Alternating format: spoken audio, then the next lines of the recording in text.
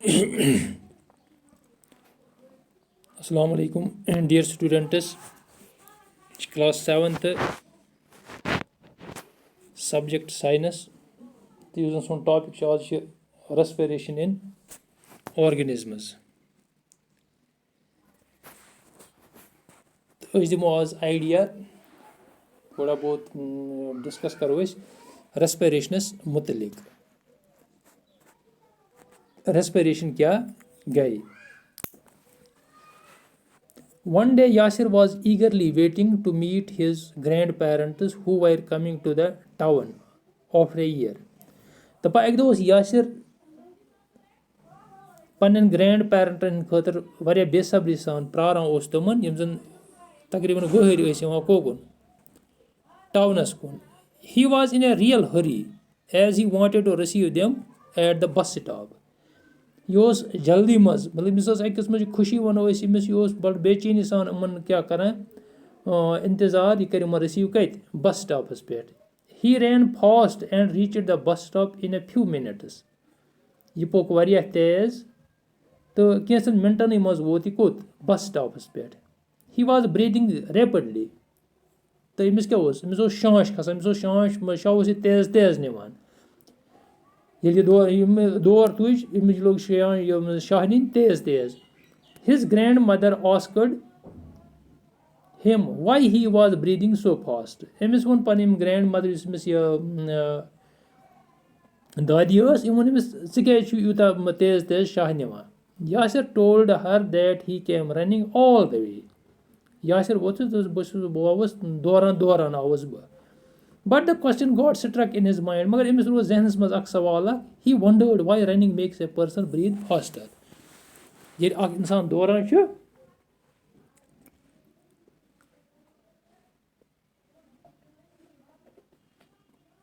تہٕ یہِ کیازِ چھُ شاہ نِوان تیز تیز.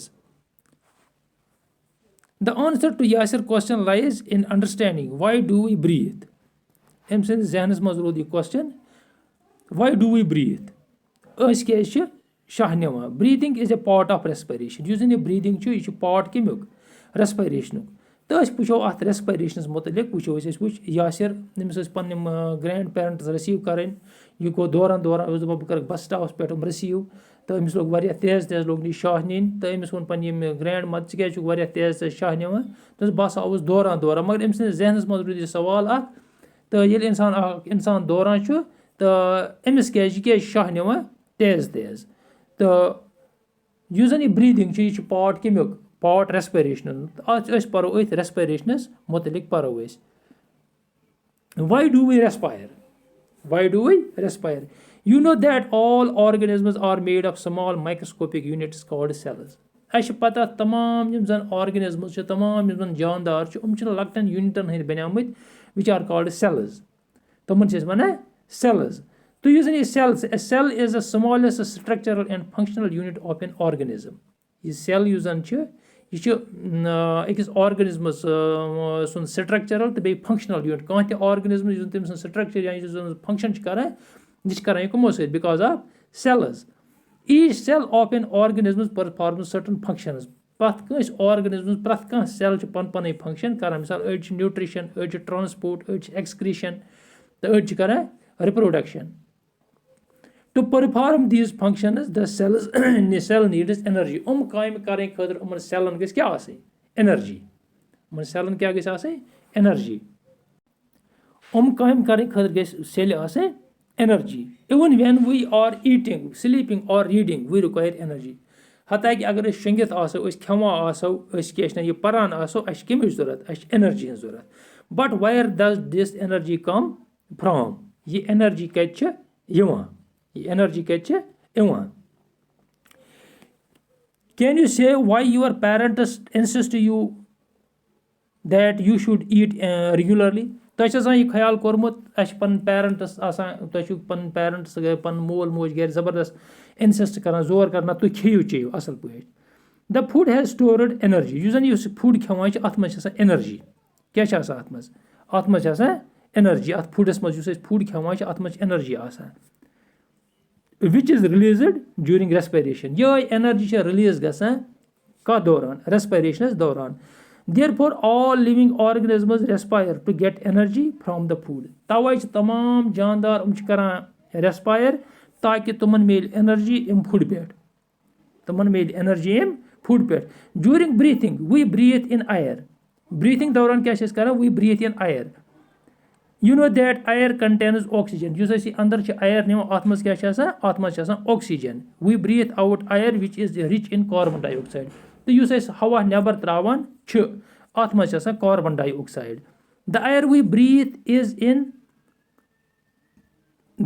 breathe in is transported to all parts of the body तो यस अस air अंदर निवान यह ट्रांसपोर्ट गसान जिस्म कन तमाम पार्टन मज and ultimately to reach cells तो लास्ट पे वातान यह कोत वातान पत अल्टीमेटली वातान सेलन नश inhaled oxygen from the air helps in the break down of food गो युस एयर निवान अत मज ऑक्सीजन आसान अम सैनिस फूडस ब्रेक डाउन अम स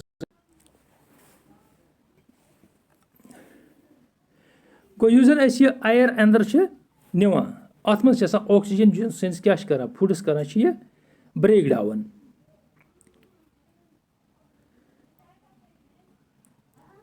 तो यह air we breathe out which is rich in carbon dioxide तो एयर एक्सेल कर एयर वापस त्रावान अत मज carbon dioxide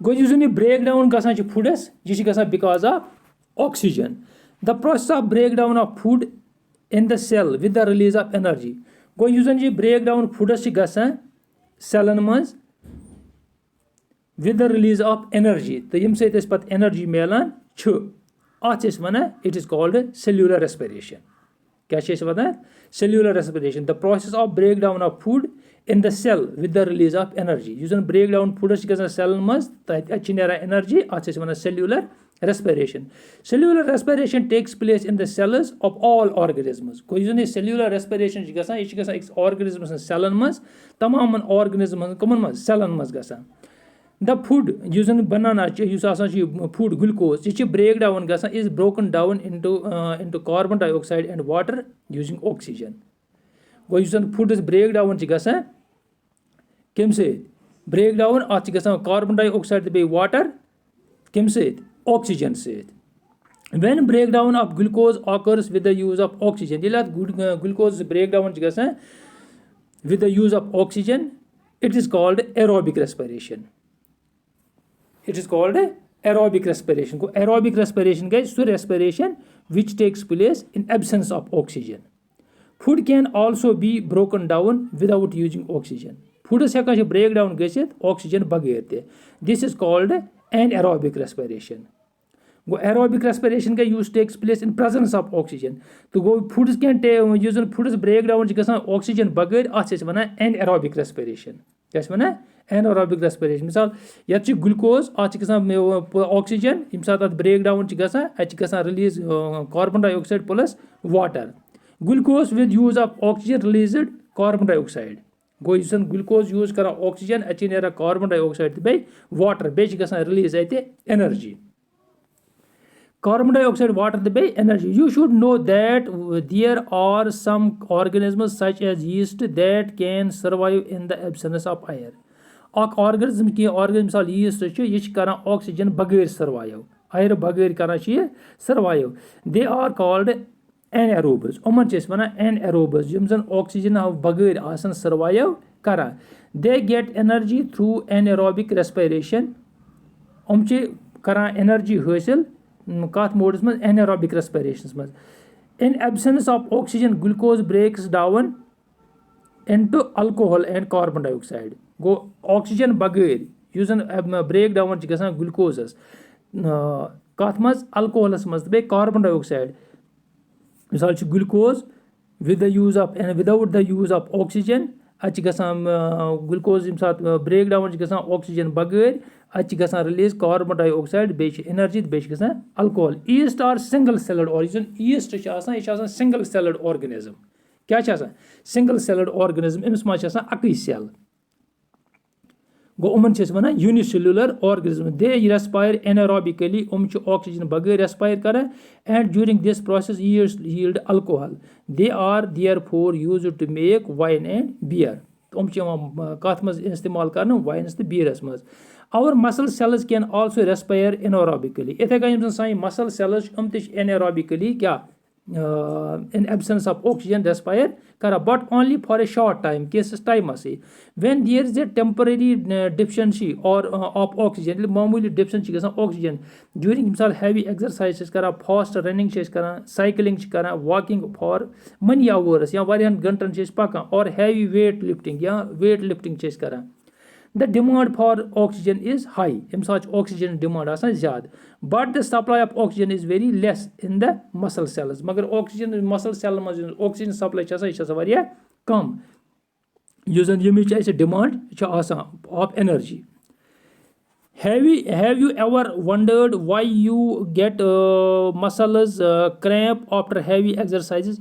कोर्मुत notice muscle cramp गसान हेवी एक्सरसाइज कर the cramps occur when muscle cells respire anaerobically cramps गसान मसल सेल्स कर respire anaerobically without the oxygen the partial break down of glucose produces lactic acid यु partial break down glucose गसान release lactic acid which causes muscle cramps am muscle cramps we get relief from cramps after a hot water bath or a massage pat crampo nish relief gasan kem se agar garam aab se sran karo ya massage karo can you guess why it is so case hot water bath or massage improves circulation of blood using garam aab se sran karan improve gasan sai blood circulation as a result the supply of oxygen to the muscle cells increases the war muscle cell ni oxygen supply increase gasan the increase in the supply of oxygen results in the complete breakdown of lactic acid go using the oxygen ch watan muscle cell maz em se complete breakdown gasan lactic acid